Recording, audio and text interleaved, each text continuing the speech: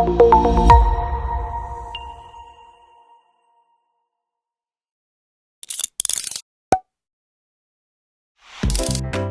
똑똑한 헬스케어. 어떻게 오신 것을 환영합니다. 저번 주에서 이창현 약사님 또 오셨네요. 그리고 오늘 새로운 패널이라고 해야 되나? 저 1회 만에 진행자에서 쫓겨났습니다. 너무 못해서. 그래서 일반인 관점에서 저희한테 좀 많은 질문을 좀 주실 수 있는, 네. 일반인 맞나요? 근데 저희 그 헬스케어 컨설턴트 자격증을 따셨기 때문에 좀 전문가 아닌가? 전문가의 이제 발을 들이라고 그래요? 하는 찰나이긴 한데, 아직은 그동안 아니라 일반인으로 계속 살아왔기 때문에, 네, 박사님들보다는 아주 이제 평범한 그런 수준입니다. 근데 목소리만 들어도 뭔가 평범하지 않고 아주 뭔가 내공이 느껴지는. 저는 좀 무서워요. 그렇습니까? 제가 너무 많이 먹어서 무섭죠. 1회 만에 옆으로 밀어내더니 지금 내 자리를 차지하고 있어서. 네. 왜냐면요, 이 오토케라는 채널이 박사님들을 위한 채널이 아니잖아요. 맞습니다. 일반인들이 건강에 대한 상식을 얻어야 되기 때문에 저 같은 일반인의 입장에서 질문을 드리는 게 좋지 않을까. 네. 네, 잘 부탁드립니다. 경험을 수용하겠습니다. 네. 자, 자, 오늘은 다이어트. 다이어트. 네. 우리 저번 때 곱창 먹다가 네, 다이어트 그렇죠. 얘기가 나와서 네, 다이어트 맞습니다. 이번에 하자고 했는데, 약사님은 다이어트 해보신 적 있으세요? 저는 다이어트를 해본 적이 딱히 없는데, 한 번은 이제 마음 먹고 딱 한 번, 예, 살을 한 12kg 정도 빼본 적이 있었어요. 예, 빠져요? 빠졌습니다. 그런데, 뭘로? 뭔가를 이제 먹고, 그리고 또 운동도 좀 하고, 그리고 단식도 좀 하고, 여러 가지 방법들을 통해가지고, 한 3달 정도 거쳐서 12kg를 뺐었는데, 문제가 뭐냐? 급노화가 온 거예요. 노화. 네. 가속노화. 네, 사람들이 전부 날씬해진 거보다는 왜 이렇게 갑자기 나이가 들어 보이냐, 뭐 이런 얘기를 하더라고요. 너무 많이, 예. 다른 시일에 너무 그래가지고, 빠져버렸어요. 저는 이 다이어트가 이게 아니구나. 그래서 다시 살을 찌웠습니다. 네, 그래요. 예. 지금 이 형체가 아유, 완성단인가요? 저는 지금 제 몸에 만족합니다. 예. 우리 일반인께서는 다이어트는 평생 하는 거죠? 그래요? 지금도 하고 계신가요? 아니요, 저는 하지 않습니다. 근데 이렇게 날씬하신 거 비결이 있으실 것 같아요. 벌써 이거 결론을 말씀드려야 되는데, 그래요? 먹고 싶은 거 다 먹고, 사람들이 나쁘다고 하는 공장에서 나오는 것도 먹고, 네. 커피도 마시고, 기름진 것도 먹고, 야식도 먹고, 편하게 살고 있는데, 살이 더 이상 찌지 않습니다. 저기 부모님 운동인가요? 아닙니다. 저는 길 가다가 누가, 에이, 돼지야! 이러면은 딱 돌아볼 정도로 굉장히 찔리는 단어이거든요. 네. 항상 돼지로 살아왔어요. 그래요? 상상이 안 되는데. 옷을 사려고 하면 잘 안 맞아서 속상한 적이 거의 30년이 넘었거든요. 30년 그러면 동안 지금 그렇게 이 살다가 체형을 유지하신 게 솔직히 몇 년 정도 되신 거예요? 한 10년 정도 됐습니다. 10년 정도? 네.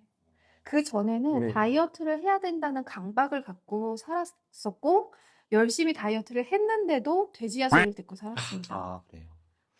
근데 10년 전부터 저는 이게 왜 그런가 그냥 제 딴에 생각해 봤을 때는 아무거나 먹어도 내 몸이 기능을 잘 하면 분리 배출을 잘하기 때문에 필요한 영양소는 몸에 저장을 하고 그렇지 않은 것은 배출을 한다라는 걸 깨닫게 되었어요. 네. 오늘 방송 접어도 될 것 같아요. 이 네. 결론은 다 나왔네. 근데 이게 그래도- 왜 그런지 제가 모르기 때문에 박사님들의 도움이 필요합니다. 그리고 모든 사람들이 저처럼 편하게 생활하지 않고 네, 아직도 다이어트 강박에 갇혀서 살고 있고 약물 복용이나 뭐 이런 걸 많이 하기 때문에 네, 오늘 네. 두 분의 의견이 정말로 필요합니다. 네. 먼저 우리 AI 오 박사님한테 네. 우리 다이어트에 대해서 좀 과학적인 다이어트 방법 어떤 게 있는지 한번 물어볼까요? 그렇죠. 오 박사님은 이제 우리가 설정해 놓은 게 이제 20년 이상의 베테랑 의사분이십니다. 맞아요. 그래서 일단 진료는 의사분에게 한번 물어보도록 하겠습니다.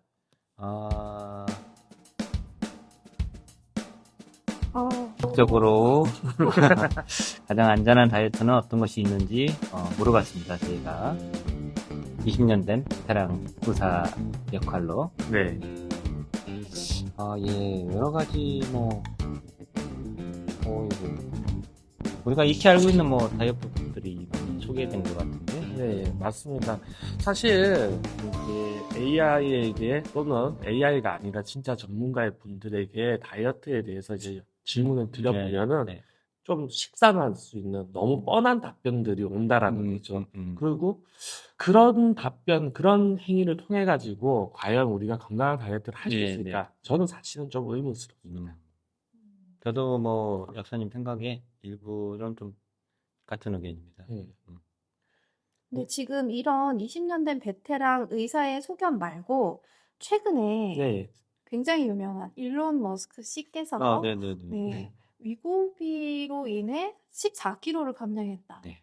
그래서 우리 이제 저도 한국에도 그 위고비가 뉴스 봤고. 네네. 지금 병원들 보면 다 간판마다 저기 엘리베이터에 네, 붙어 있더라고요. 위고비. 네, 맞아요. 근데 그렇게 처방을 해도 되는 건가요? 일단 식약처에 정식으로 허가 받은 약물이기 때문에 이제 처방을 하고 원래는 당뇨병 치료약으로 나온 거죠? 예, 그렇죠. 예. 이 기전 자체를 조금 말씀드리면은 GLP-1이라는 그 비만하고 관련된 그리고 또는 당을 이제 처리해주는 그런 기능하고 이제 연계가 된 건데요. 사실 이제 비만하고 당뇨는 같이 연계된 거라고 보시면 됩니다.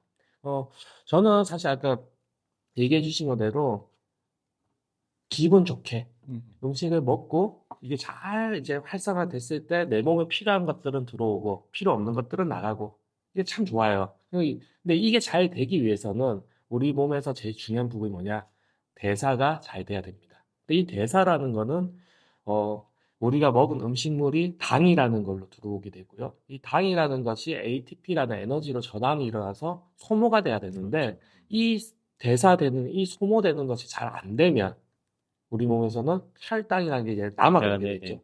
이 혈당이 높아졌을 때 고혈당이 되고 질병화됐을 때 당뇨병이 되는 거고요. 그리고 당뇨로 가기 전에 이 당이 남아도는 당이 지방으로 바뀌었을 때 비만이 되는 겁니다. 사실은 어떻게 보면은 비만과 당뇨는 같은 거라고 볼 수가 있어요. 대사의 문제. 예, 그렇죠. 그래서 이 대사를 어떻게 하면 더 좋게 해줄 것인가라고 했을 때 말씀해 주신 것처럼 긍정적인 마음 아주 중요합니다. 하지만 이제 약학적인 측면에서 보면은 분명히 우리 몸에는 그 대사를 방해하는 요소가 있다라는 거죠. 저는 그거 이제 독소라고 얘기하는데요. 그 독소를 빼내주면은 더 잘하겠죠. 그래서 이제 제가 집중하고 있는 것은 우리 몸에서의 대사를 방해하고 있는 그런 독소를 어떻게 하면은 처리할 것인가. 예, 그런 문제죠. 아, 그래서 궁금한 게요. 네. 위고비가 안전한가? 일단 약물로 출시가 됐다라는 것은 안전성을 평가받았다는 뜻이에요. 하지만 우리가 알고 있는 모든 약물들은 다 부작용이 있습니다. 예, 그러니까 분명히 안전해서 출시가 된 정식으로 이제 허가가 된 약물이긴 하지만 그 약물을 쓰게 되면은 수많은 부작용들이 있을 수는 있다. 이건 좀 효과도 있지만 부작용도 있다. 예, 그렇습니다. 그래서 저는 사실 약물을 어떻게 보면 제일 잘 알고 있는 약사라는 입장에서 보면은 약물을 가지고 다이어트를 한다? 상당히 부정적인 시선입니다.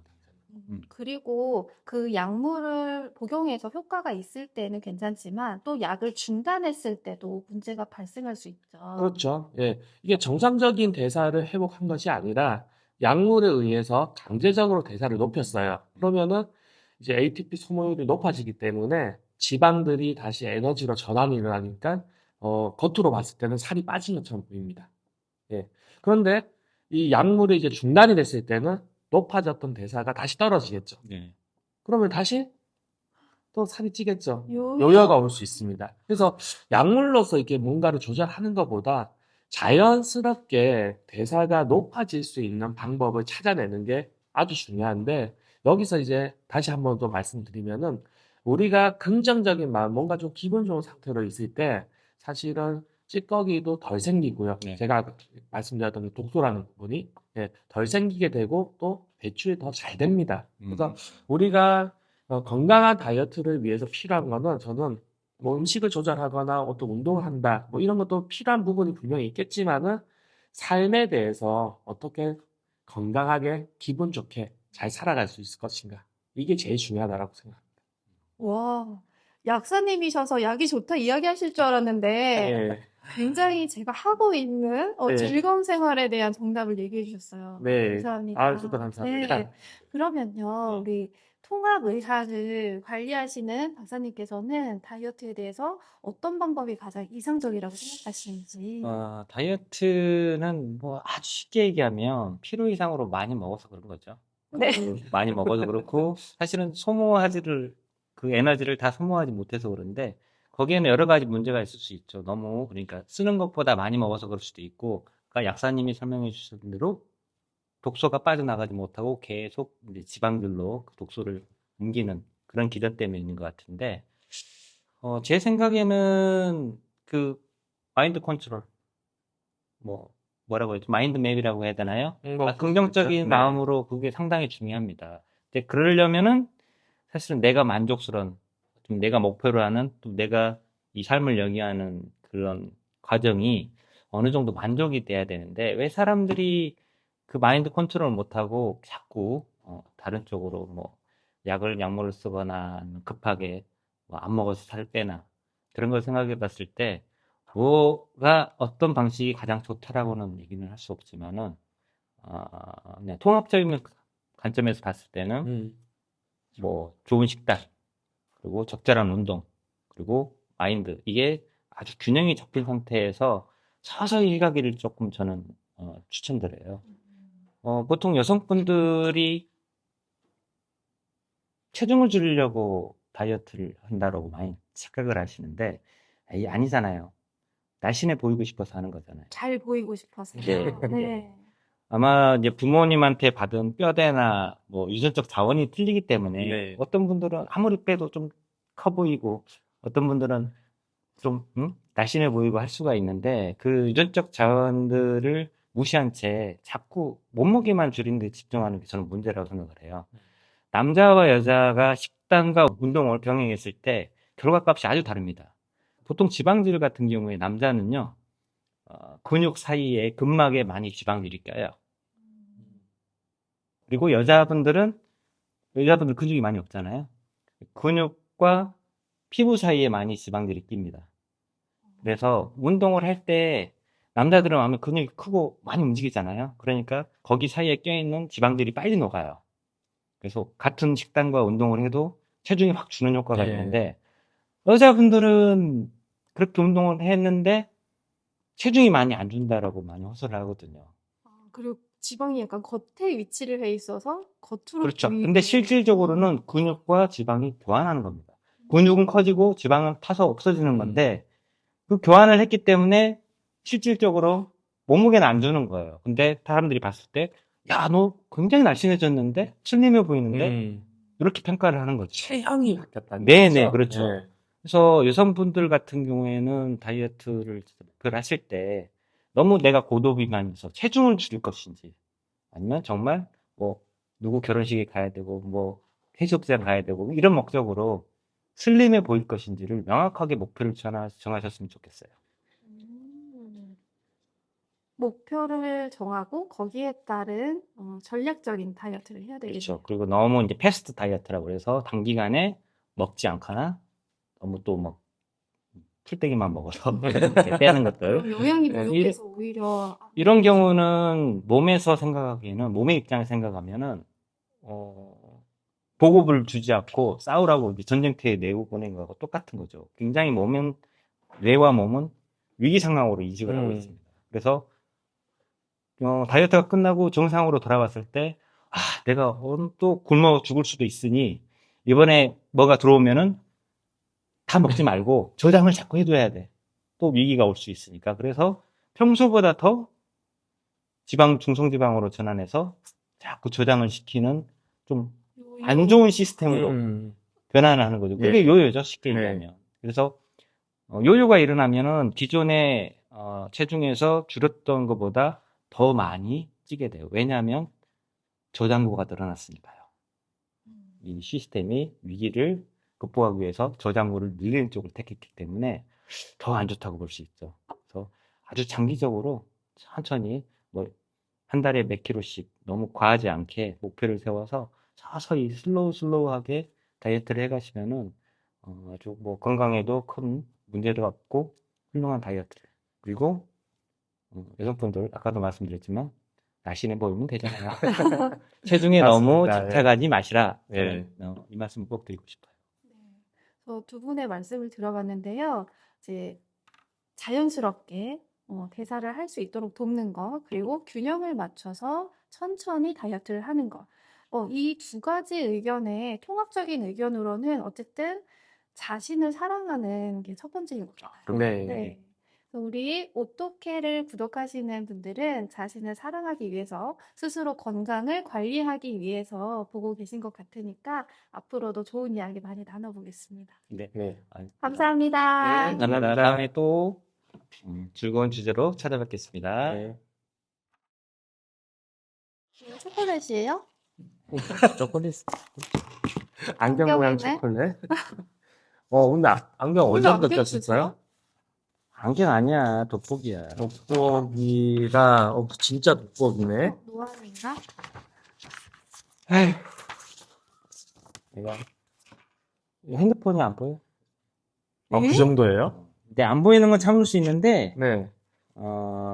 안경 겸하는 친구가 있는데 너 이마에 주름살이 너무 늘었다고 하는 거야.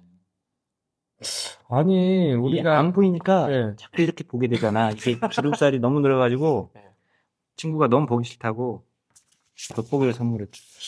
야, 돋보기를 낀다라는 거는 어떤 극심한 노화 현상이라고 볼 수도 있는데, 뭐 때문일까요? 컴퓨터 맨날 많이 보고 핸드폰 정보 찾고. 누가 다 그렇죠. 근데, 요즘 사람들 다 눈 안 좋아요. 그렇긴 해요. 저희가 애기들도 보면은 맨날 스마트폰 하고 하다 보니까 다 안경 끼고 있어. 그러니까 근데 우리 친구가 설명할 줄 모른다고 그래서 깜짝 놀란 거야. 에이, 너무 나갔다. 아니 근데 처음에 진짜 디지털 때문에 실명할 수도 있대요. 그럴 수는 있죠. 예를 들어서 이게 너무 많은 정보가 들어오게 되면, 잠깐 여기서 그만. 우리 다음 주제 이걸로 해야 되니까 디지털 디톡스. 괜찮은데. 네. 다음 어. 시간에 더 자세히 들려주세요. 오케이, 알겠습니다.